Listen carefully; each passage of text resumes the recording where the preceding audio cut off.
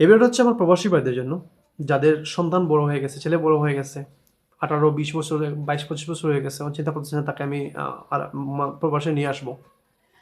এখন এটার ক্ষেত্রে দুইটা কোয়েকশন আপনার নিজেকে করেন।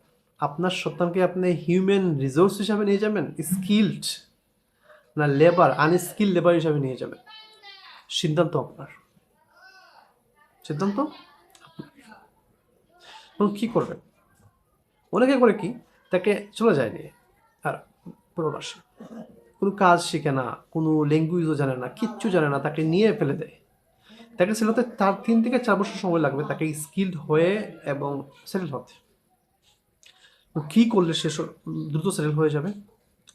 এটার জন্য তাকে দুইটা কাজ করতে হবে।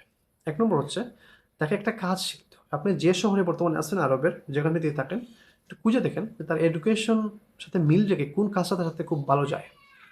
এরকম একটা কাজ তাকে শিখতে বাংলাদেশে 1 বছর সময় দেন শেখার জন্য। 2 নম্বর হচ্ছে, তাকে বলেন ইংলিশ স্পিকিংয়ে ভর্তি হওয়ার জন্য, স্পিকিংটা শেখার জন্য। 6 মান্থ লাগবে স্পিকিংটা মোটামুটি শিখতে। 3 মাসে শেখা যায় না, 6 মাস লাগে স্পিকিং। আইএলটিএস না কিন্তু, স্পিকিং বলতেছি। স্পোকেনের একটা কোর্সে ভর্তি করে দেন, 6 মাস, সাথে দুইটা কোর্স, একটা কোর্সকে 2বার করে সে, তাহলে সে শিখে ফেলবে 6 মান্থের মধ্যে স্পোকেনটা। স্পোকেন শিখে ফেলছে, একটা কাজ শিখে ফেলছে। এখন এই যে কাজ শিখছে সে, সে কম্পিউটার যে কোনো একটা কোম্পানির কাজ শিখছে, আপনি বলছেন যে কোম্পানির কাজ শিখছে, ওকে স্কিল হয়ে গেছে, ওই কোম্পানি থেকে তাকে ভিসা নিয়ে দেন, নিয়ে যান, যাতে ওই জায়গায় গিয়ে তাকে কাজ খুঁজতে না। তাহলে হবে ঠিক, সে যখন প্রবাসে ল্যান্ড করবে না, সে যাবে হচ্ছে একজন হিউম্যান রিসোর্স হিসাবে, স্কিলড হিউম্যান রিসোর্স হিসাবে বাংলাদেশ থেকে যাবে।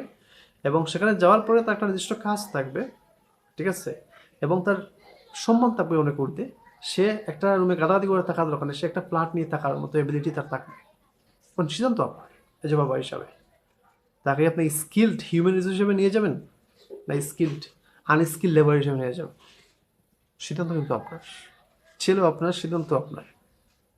সো ছেলেকে নেয়ার আগে ভেবে চিনতে নিয়ে যান, তার কেরিয়ারটাকে সেট করে দেন, আপনার মতো অনেক কষ্ট না করে।